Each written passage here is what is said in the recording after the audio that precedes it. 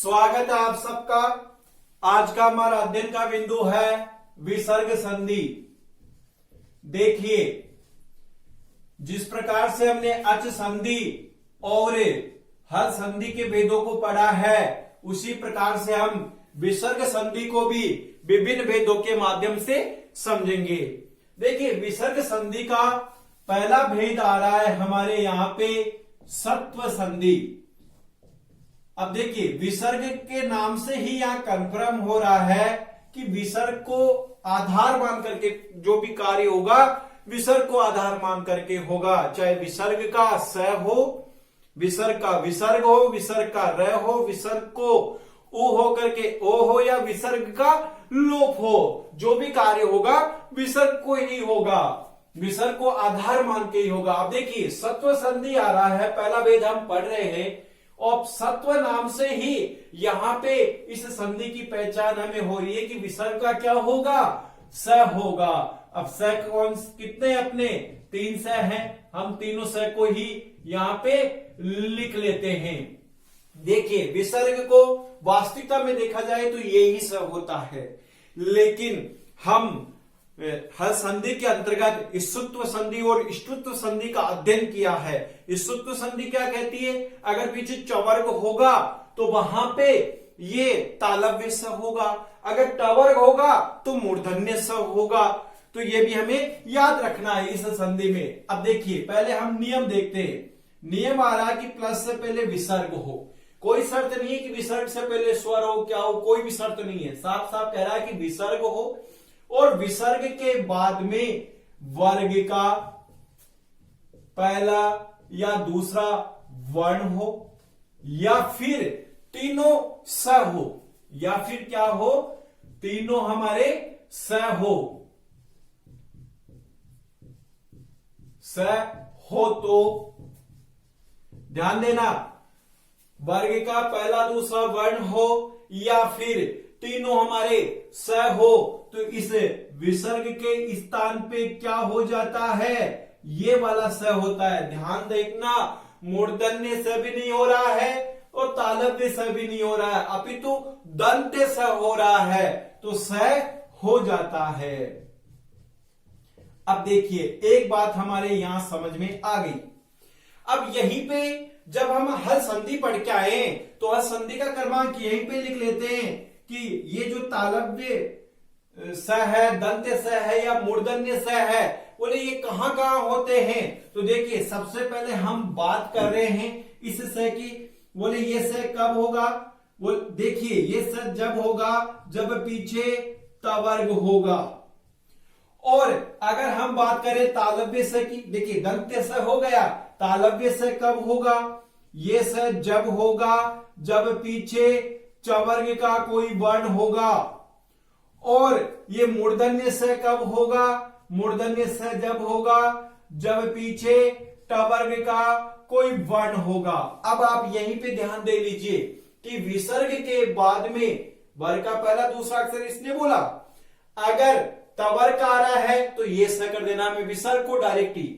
अगर चवर्ग का कोई वर्ण आ रहा है, इधर च आ रहे हैं, तो ये वाला स कर देना है।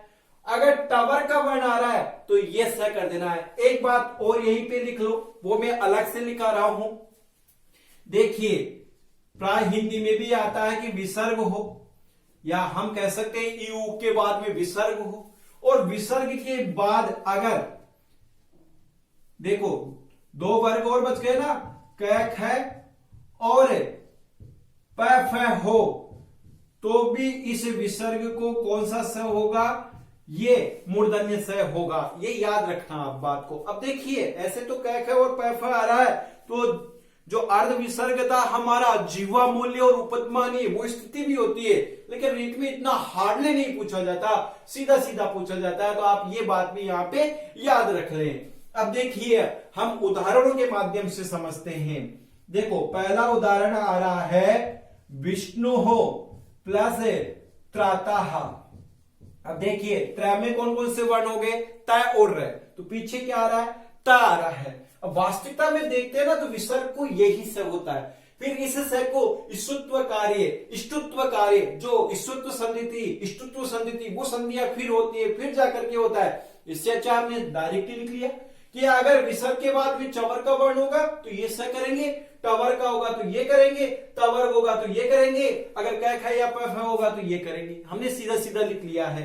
तो देखो विसर्ग के बाद में तय है क्या, तय है, तो स कौन सा हो गया हमारे यहाँ पे, ये वाला स दंत स हमारा हो गया। अब देखो विसर्ग को डायरेक्टली यही से बना दो, हलंत होगा ना स, तो हलंत से बना दिया, विष्णु स्त्राता, सीधा सीधा रूप बन गया हमारा।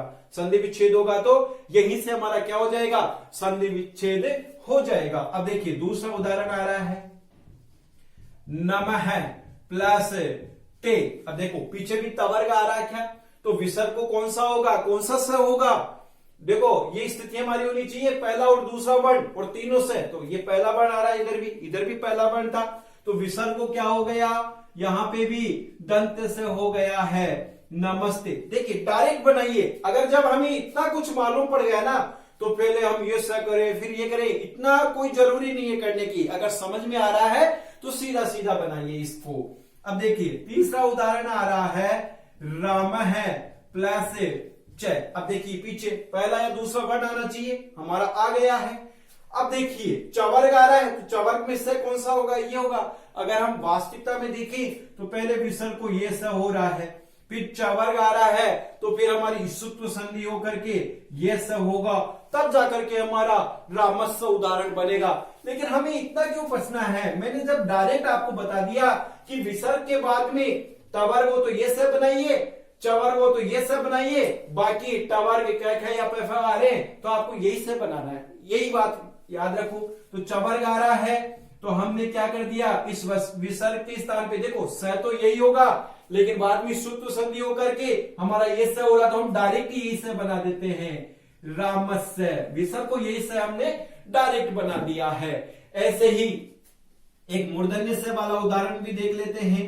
देखिए धनु प्लस टंकार है, ये हमारा उदाहरण आया। देखो पीछे टवर्ग आ रहा है, अब बताइए विसर्ग को कौन सा स होगा, यहाँ पे टवर्ग आ रहा तो ये स हमें कर देना, क्योंकि होने में तो स यही होगा, फिर इष्टुत्व संधि करके यह लाएंगे। इससे अच्छा डायरेक्ट बनाओ ना यहाँ पे।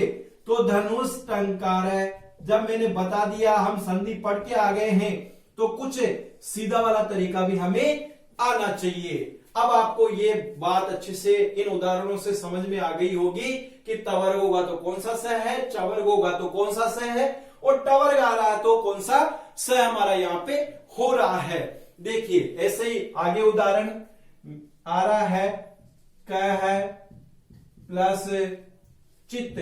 अब देखिए मैं लिख रहा हूं, आप लोगों को ये उदाहरण बनाने हैं, मैं लिख रहा हूं क्रम से, आप लोग इन उदाहरणों को बनाते चलिए।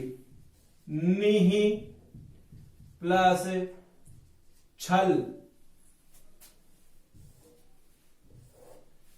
सात्विक नंबर पे हम निहि प्लस छल आ गया। अब आगे उदाहरण हम देखते हैं, राम है प्लस टीकते, और 8वें नंबर पे हम क्रमांक देख लेते हैं, एक अव्यय वाले शब्द ले लेते हैं, इतः प्लस ततः। अब देखिए ये उदाहरण मैंने लिखे। अब देखिए क है प्लस चित, विसर्ग के बाद में क्या आ रहा है, पहला दूसरा वर्ण आ रहा, निश्चित आ रहा च। अब च आ रहा तो कौन सा स होगा हमारा, यहाँ पे हमारा तालव्य से हो जाएगा। तो क्या उदाहरण बन जाएगा, कश्चित, ये वाला सा आ गया, सीधा सीधा बन गया है। ऐसे ही निहि प्लस छल आ रहा है, यहाँ पे भी चवर्ग का आ रहा है, दूसरा वर्ण आ रहा है, तो यहाँ पे भी विसर्ग को सही होगा। अब चवर्ग का आ रहा है तो यहाँ पे भी क्या हो जाएगा, चवर्ग का हो गया। निश्चल संधि हम संस्कृत में पढ़ रहे हैं तो विसर्ग का प्रयोग हमने कर दिया।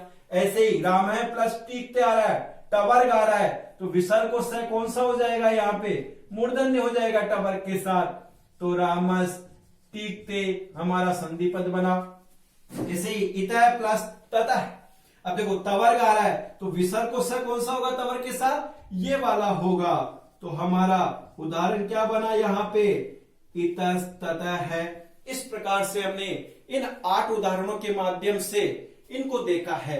एक उदाहरण हम और भी देख लेते हैं, इधर कैक है और पैफ है वाला भी। देखिए इन उदाहरणों को मैं यहीं लिख देता हूं क्रम से।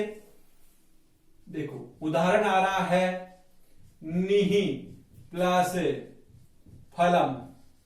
अब देखिए विसर्ग आ गया हमारा, आगे क्या आ रहा है, फ वर्ण आ रहा है। पहला या दूसरा वर्ण होना चाहिए वर्ग का, तो वो हमारी स्थिति मिल गई, तो इसलिए विसर्ग का यहां पे क्या होगा, यहां पे विसर्ग का स हो जाएगा।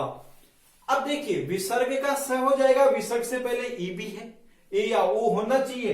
तो अब देखिए ये ई या ओ हो या नहीं हो, आप तो ये याद रखो कि विसर्ग के बाद में अगर ये दो वर्ण आ रहे, तवर्ग और चवर्ग आ रहे, तो दोनों स है, बाकी और सबके साथ ये मूर्धन्य स हो रहा। आप ये भी याद रख सकते हैं, तो भी हमारी संधि यहाँ पे कंप्लीटली सही होगी, लेकिन मैं नियमों के हिसाब से बता रहा था। अब देखिए फ आ रहा है, तो विसर्ग को कौन सा स कर देंगे हम, ये मूर्धन्य स जिसको आप बोलते हो षटकोण वाला स, वो हो जाएगा, और उदाहरण क्या बन जाएगा हमारा, निष्फलम बन जाएगा। इसी प्रकार से एक काफी प्रसिद्ध उदाहरण है परिहि प्लस कार्य है। अब देखिए क्या आ रहा है, पहला वर्ण आ रहा है वर्ग का, तो विसर्ग का स होगा।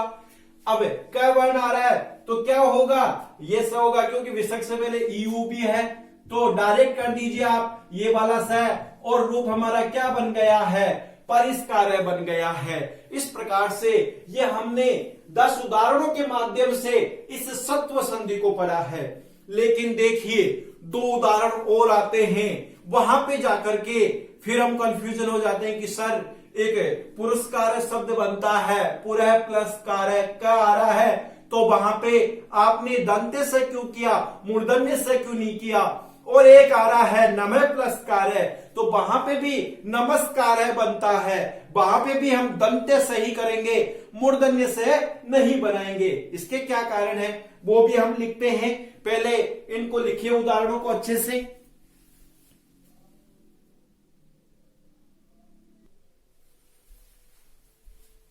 देखिए नम यदि नम है और एक है पुरः है, यदि नम है और पुरः के बाद, देखिए 2 शब्द लिख रहा हूं मैं यहां पे, के बाद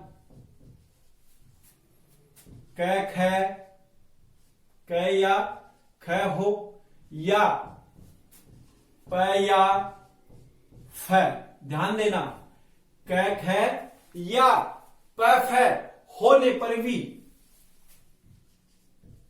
प फ होने पर भी विसर्ग का या विसर्ग को, ध्यान देना कौन सा होगा आदेश, ये वाला सही होता है, सही होता है।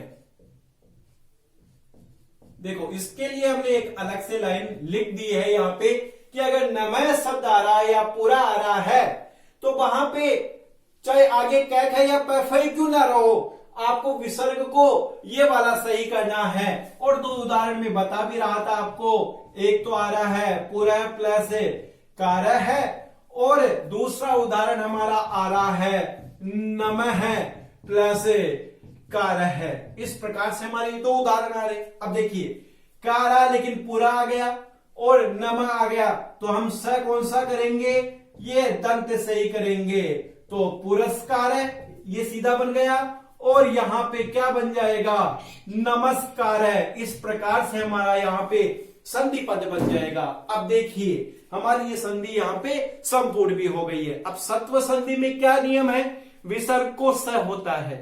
कब होता है, जब पीछे वर्ग का पहला दूसरा वर्ण हो या तीनों स हो। तो अब देखिए हमने देखा कि स भी 3 है, अब तीनों से कब, अगर तवर्ग होगा तो वहां पे हम दंत से लिखेंगे, चवर्ग होगा तो वहां पे तालव्य से का प्रयोग होगा, अगर टवर्ग है कैक है या पफ है तो वहां पे मूर्धन्य स का प्रयोग हो रहा है। इन 2 उदाहरणों के लिए मैंने अलग से यहाँ पे पंक्ति लिख दी है। अब देखिए सत्व संधि को पढ़ लिया, लेकिन मैंने किसी भी उदाहरण में प्लस के बाद में तीनों से नहीं लिखे। वो इसलिए नहीं लिखे, अभी हम एक संधि और पढ़ रहे हैं यहाँ पे, उसका भी अध्ययन कर रहे हैं, और उस संधि का नाम है विसर्ग संधि। इस सत्व संधि के ये जो तीनों स के उदाहरण बच गए ना, वो उस संधि में पढ़ते हैं। पहले इसको लिख लीजिए, इस नियम को जल्दी से। अब देखिए दूसरे नंबर पे हमारी संधि आ रही है विसर्ग संधि। विसर्ग संधि। अब देखिए विसर्ग संधि का तात्पर्य हो गया नाम से ही कि विसर्ग ही रहेगा, तो पहचान भी क्या है, विसर्ग के स्थान पे क्या रहता है, विसर्ग ही रहता है। अब देखिए इसका नियम क्या है कि प्लस से पहले तो विसर्ग हो और प्लस के बाद में हमारे तीनों क्या हो, स हो। तो इस विसर्ग के स्थान पे क्या होता है, केवल विसर्ग ही होता है। क्या आदेश होता है, विसर्ग ही होता है। अब देखिए लेकिन यहां पे एक शर्त डाल दी इसने, कैसे, विकल्प से, यानी कि ये कार्य विकल्प से होगा। एक जगह होगा भी और एक जगह नहीं भी होगा। जब विसर्ग होगा तब रूप दूसरा बनेगा, विसर्ग के अभाव में दूसरा रूप बनेगा। तो अगर विसर्ग हो रहा है तब तो विसर्ग संधि है, अगर विसर्ग नहीं होगा तो बताइए क्या होगा फिर विसर्ग का। अब देखिए पीछे तीनों स हैं, हम सत्व संधि को पढ़े थे कि अगर वर्ग का पहला दूसरा वर्ण हो या तीनों स हो तो विसर्ग को स हो जाता है। अब आप एक बात यहीं पे याद रख लीजिएगा, अगर तीनों स पीछे हैं तो एक तो विसर्ग को विसर्ग ऐसा का ऐसा ही रूप बना दीजिए, और एक पीछे जो भी स आ रहा है, देखिए ये स आ रहा है इष्टुत्व संधि चली गई, ये स आ रहा है इष्टुत्व चली गई, और ये तवर्ग के साथ होता है तो तीसरा स कौन सा बचा, विसर्ग को यही से होता है तो यही बचेगा। तो आप ये याद रखो, अगर विसर्ग के बाद में जो भी स आए ना तो फिर विसर्ग को वही हलंत से बना दो। ये ऐसा देखो, देखिए उदाहरणों के माध्यम से हम देखते हैं। पहला उदाहरण आ रहा है हमारा हरिहि प्लस सेते। अब देखिए विसर्ग के बाद में स आ रहा है क्या, तो क्या कह रहा है ये, अगर विसर्ग के बाद में स आए तो विसर्ग का क्या रहता है, विसर्ग ही रहता है। तो एक उदाहरण तो हमारा ऐसा का ऐसा ही बन गया, हरिहि सेते, और संधि कौन सी हो गई है हमारी यहाँ पे, विसर्ग संधि हो गई है। अब ये विकल्प से हो रहा है, अगर मान लीजिए ये नहीं होगी संधि तो फिर दूसरी कौन सी होगी, तो मैंने बताया विसर्ग के बाद में जो भी सा है ना विसर्ग को आप वो ही हलंत से लिख दीजिए। तो यहां पे से कौन सा आ रहा है हमारा, तालव्य आ रहा है, तो हमने भी तालव्य से लिख दिया हरि सेते। ये लो इस प्रकार से रूप बना दिया, और संधि कौन सी हो गई यहाँ पे, सत्व संधि हो गई, क्योंकि विसर्ग का क्या किया हमने, स किया है। देखिए इसी स का एक उदाहरण हम यहीं पे साथ का साथ ही देख लेते हैं। दूसरा उदाहरण आ रहा है राम है प्लस सेते। अब बताइए यहां पे क्या होगा, देखिए विसर्ग आ रहा है, विसर्ग के बाद में स आ रहा है, तो एक तो ऐसा का ऐसा ही रह जाएगा। तो क्या रूप बना हमारा यहाँ पे, राम है सेते, और संधि कौन सी हो गई हमारी यहाँ पे, विसर्ग संधि हो गई है। और अगर ये तो विकल्प से हो रहा है, इसके अभाव में संधि कौन सी होगी, विसर्ग को क्या हो जाएगा, स हो जाएगा। अब हम यहाँ पे कौन सा स करें, तो मैंने बताया विसर्ग के बाद में जो भी स है ना आप हलंत स लिख दीजिए वही। अब देखिए यहाँ तालव्य स है तो हमने भी तालव्य स लिख दिया, राम सेते, और संधि कौन सी हो गई हमारी यहाँ पे, सत्व संधि हो गई है। इस प्रकार से देखिए हमने तालव्य स के उदाहरण देखे। अब इसी क्रम में अपन दूसरे वाले से के भी उदाहरण देख लेते हैं। अब देखिए तीसरे नंबर का जो हमारा उदाहरण है नृप है प्लस षष्ठ है। देखिए एक एक उदाहरण तो माध्यमिक शिक्षा बोर्ड की पुस्तक से है, एक एक मैंने अलग से लिखा है। नृप प्लस षष्ठ आया, अब यहाँ पे ये स आ रहा है, इधर विसर्ग आ रहा है, तो एक रूप तो हमारा ऐसा का ऐसा ही रह जाएगा, नृप षष्ठ है, और संधि कौन सी हो गई है, विसर्ग हो गई है।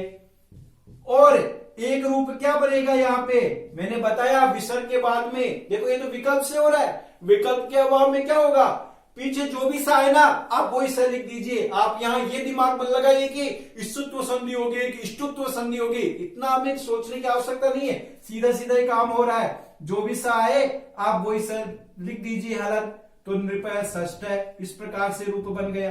देखो विसर्ग को स बना दिया और संधि कौन सी हो गई है हमारी यहाँ पे, सत्व संधि हो गई है। ऐसा ही इसी में एक उदाहरण और देख लेते हैं, राम है प्लस षष्ठ है। अब देखिए विसर्ग आ रहा है, विसर्ग के बाद में स आ रहा है, तो एक रूप तो क्या बन गया हमारा यहाँ पे, राम है षष्ठ है। देखो विसर्ग का विसर्ग गिरा तो संधि कौन सी हो गई हमारी, विसर्ग हो गई है। और इस विकल्प के अभाव में दूसरी संधि कौन सी बनेगी, पीछे जो सा आ रहा है वो इसे बना दीजिए और संधि कौन सी हो गई है, सत्व संधि हो गई है। तो यहां पे मूर्धन्य से था तो हमने भी मूर्धन्य से बना दिया है। अब इसी क्रम में देखिए अगला उदाहरण, देखो 2 स के उदाहरण हम देख लिए हैं।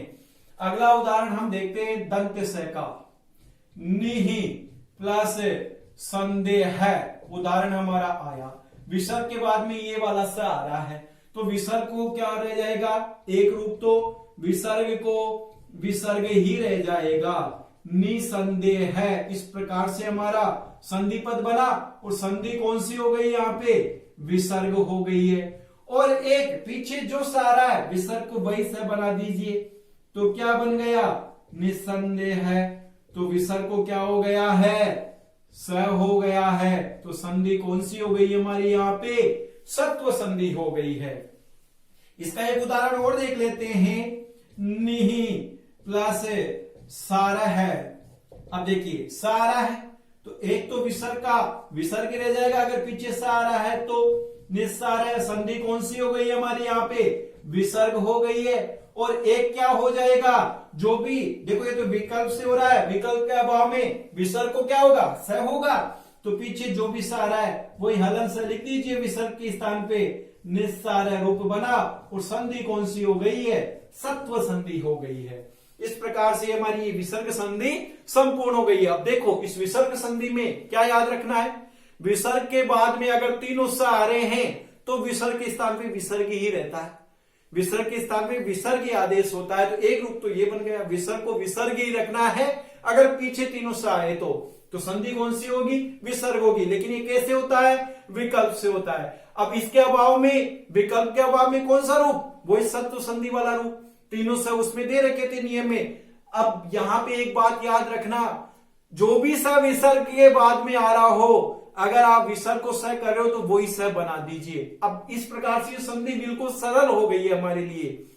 एक तो क्या, विसर्ग के बाद में अगर स आ रहा तो एक बार तो हमें विसर्ग रखना है, जब तो हमें नाम देना है उसको विसर्ग संधि, और एक बार जो पीछे स आ रहा है विसर्ग के वो ही स बना दो और उसको नाम दे दो आप सत्व संधि।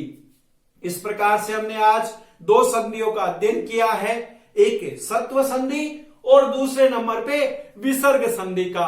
अब कल की कक्षा में हम अध्ययन करेंगे उत्व संधि का। उत्व संधि के हम 2 नियम है, उन दोनों ही नियमों का अध्ययन करेंगे।